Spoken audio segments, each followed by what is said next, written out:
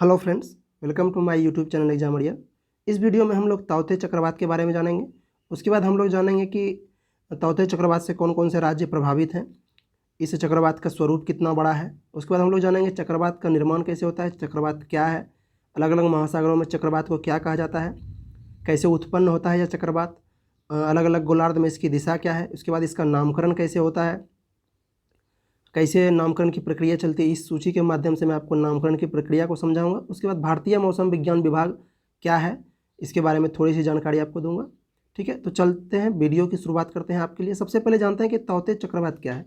ताओते चक्रवात 2021 में भारत के तट से टकराने वाला पहला तूफान है। अरब सागर में उत्पन्न हुआ है। हवा की रफ्तार 150 से 175 किलोमीटर प्रति घंटा होगी। इस चक्रवात का नामकरण म्यांमार ने किया है, जिसका अर्थ होता है शोर करने वाली छिपकली। ठीक है, ये पॉइंट आपको याद रखना है कि म्यांमार ने किया है, यह एग्जाम में बिल्कुल ही पूछा जाएगा। अब आगे जानते हैं कि इस चक्रवात से कौन कौन से राज्य प्रभावित होंगे। केरल, कर्नाटक, ये छोटा सा राज्य जो है गोवा, महाराष्ट्र, गुजरात, राजस्थान, ये राज्य प्रभावित होंगे। इसको अच्छी तरह से समझते हैं। दूसरे फोटो में यहाँ देखिए, ये एक जो काला काला जो लाइनिंग यहाँ पर दिखा रहा है, इसका मतलब है कि यहाँ से चक्रवात उत्पन्न हुआ है। तो भारतीय मौसम विज्ञान विभाग ने बताया है कि ये जो रेड लाइन है यहाँ आपको दिख रहा है, इस दिशा में यह चक्रवात बढ़ेगा और इसका धीरे धीरे स्वरूप भी बढ़ता जाएगा, यानी यह धीरे धीरे भीषण भी होता जाएगा और अत्यंत विनाशकारी भी होगा। कौन कौन से राज्य इससे प्रभावित होंगे, यहाँ पर आप देख रहे हैं कि ये जो पूरा एरिया है, ये जो पूरा इसका एरिया है, ये पूरा प्रभावित जगह है कि इतना बड़ा एरिया को ये प्रभावित करेगा। इस प्रभावित जगह में आपका केरल आ जाता है, कर्नाटक, यहाँ पे गोवा है, महाराष्ट्र है, गुजरात है, राजस्थान है। उसके बाद ये पाकिस्तान में चला जाएगा, पाकिस्तान भी इससे प्रभावित होगा। तो आप समझ गए होंगे कि ताओते चक्रवात कहाँ कहाँ किसको किसको प्रभावित करेगा। देखिए, ये अरब सागर है। ठीक है, अरब सागर में यह चक्रवात उत्पन्न हुआ है, आपको ये ध्यान रखना है। अब जानते हैं कि एक्चुअली चक्रवात होता क्या है और ये उत्पन्न कैसे होता है। तो सबसे पहले देख लीजिए कि चक्रवात उत्पन्न कैसे होता है। उससे पहले आप एक चीज़ समझिए कि जैसे कोई भी, मान लीजिए नीचे कोई जगह है, उसके ऊपर कोई जगह है। तो मान लीजिए यहाँ से अगर पानी को गिराया जाएगा तो ये नीचे की तरफ आएगा, क्योंकि ऊंचे जगह से नीचे जगह की तरफ आएगा, नीचे जगह से ऊपर की तरफ तो कभी नहीं जाएगा। ठीक है, सेम कॉन्सेप्ट जो है ना, जब हवा की बात आती है तो सेम कॉन्सेप्ट वहाँ भी यूज होता है। जैसे मान लीजिए कोई निम्न दबाव का क्षेत्र होता है और उच्च दबाव का क्षेत्र होता है, तो उच्च दबाव के क्षेत्र की ओर से निम्न दबाव की ओर हवा बहती है, निम्न दबाव के क्षेत्र से उच्च दबाव की ओर हवा नहीं बहती है। ये कॉन्सेप्ट चक्रवात के उत्पन्न होने में यूज होता है।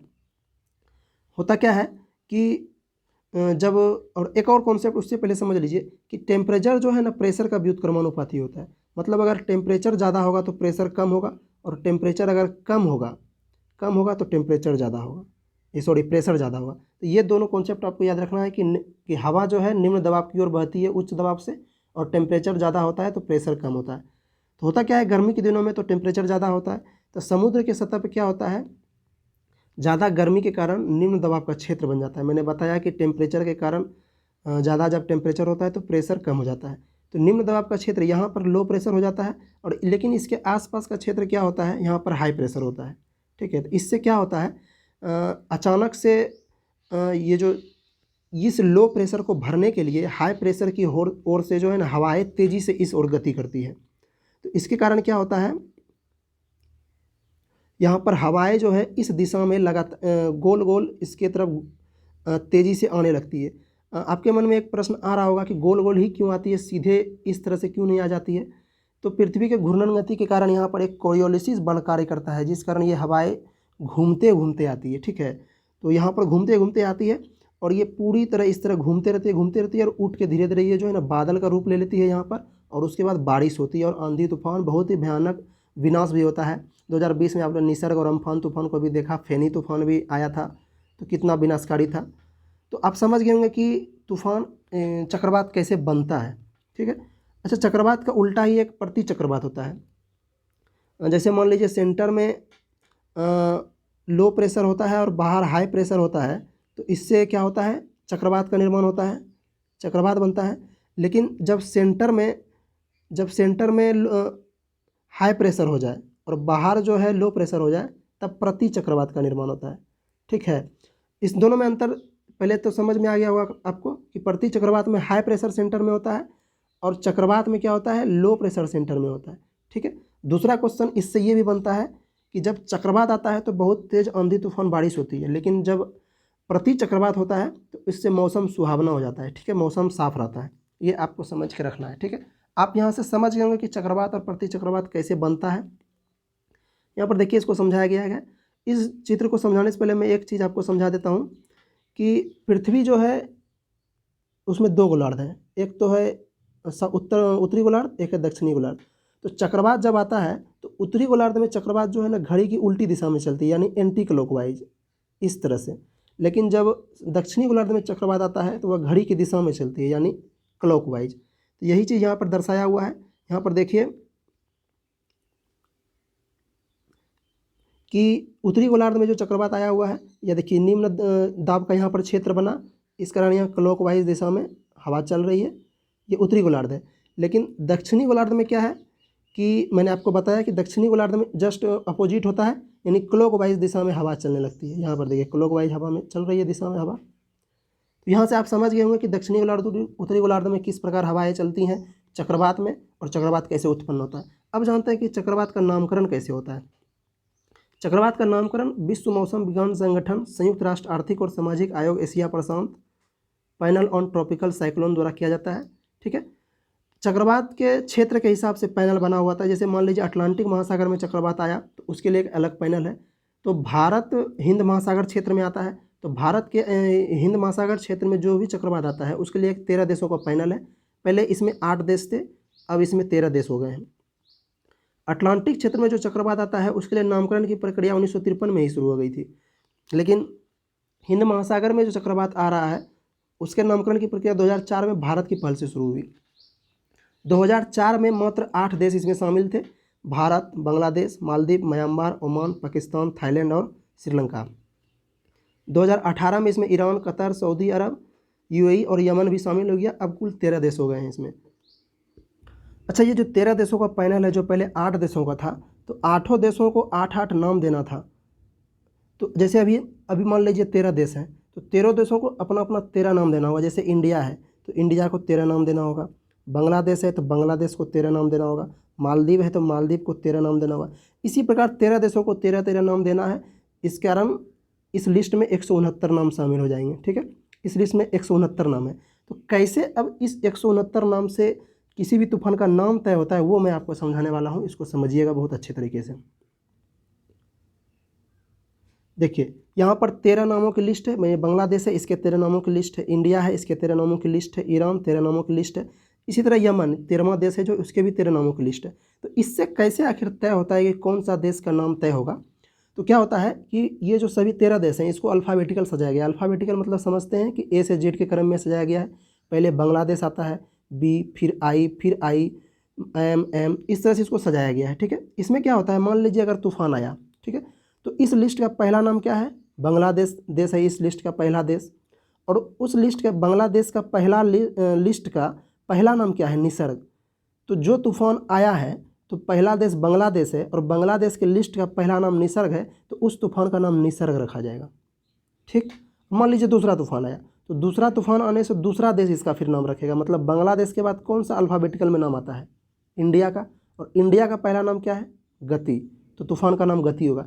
इसी तरह अगला नाम है ईरान देश का, और तूफान इन्होंने क्या नाम सजेस्ट किया हुआ है, निवार। तो आप लोगों ने देखा होगा निवार भी तूफान आप लोगों ने सुना होगा, निसर्ग गति भी सुना होगा। इसी तरह नाम रखा जाता है। अभी जो ताउते तूफान आया है उसका नाम म्यांमार ने दिया है। ठीक है, और ये देखिए ताउते इन्होंने पहले से सजेस्ट करके रखा हुआ है। ठीक, अच्छा, इसी प्रकार मान लीजिए अगर आगे तूफान आता है तो इसका नाम ओमान देगा, और ये ओमान नाम क्या होगा, यास। इसी प्रकार अगर इसके बाद कोई तूफान आता है इसका नाम पाकिस्तान देगा, उसका नाम क्या होगा, गुलाब। इसी तरह आगे बढ़ते जाएगा। मान लीजिए 13वां तूफान आता है तो उसका नाम कौन देगा, यमन देगा। क्या नाम होगा उसका, मोचा। ठीक है, अच्छा, मान लीजिए 14वां तूफान आता है, आगे तो कोई देश नहीं है, तो फिर ये रिटर्न होता है इधर, तो 14वां तूफान का नाम फिर कौन देगा, फिर देगा बांग्लादेश। और ये पहला तो नाम यूज हो गया, तो अब दूसरा नाम इसका यूज होगा, बिपरजॉय। ठीक है, इसके बाद फिर अगर तूफान आता है तो इंडिया का पहला नाम तो यूज हो गया है, तो इंडिया का दूसरा नाम यूज होगा, तेज।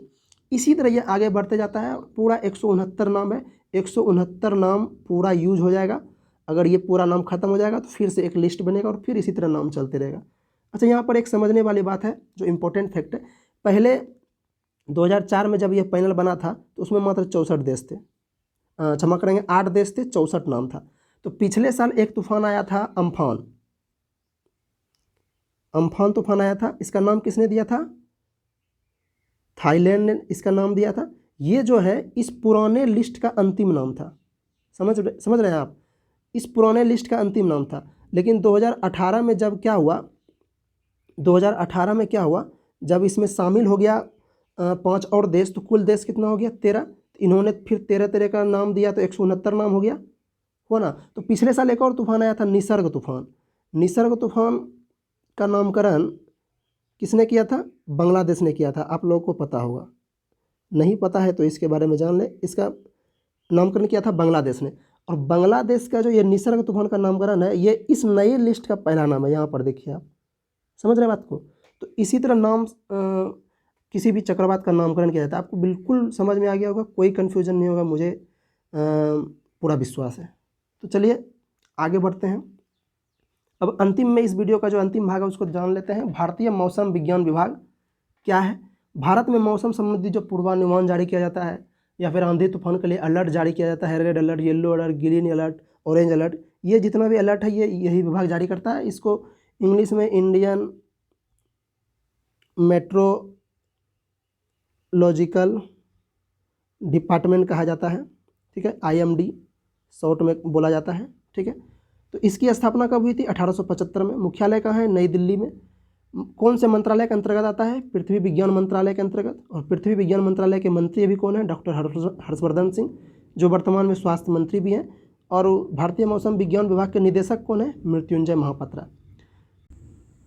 अच्छा, चक्रवात के नामकरण से आपको 1-2 पॉइंट और याद रखने की ज़रूरत है। जैसे चक्रवात के नामकरण में ऑड इवन फार्मूला का प्रयोग होता है, वो भी अपनाया जाता है।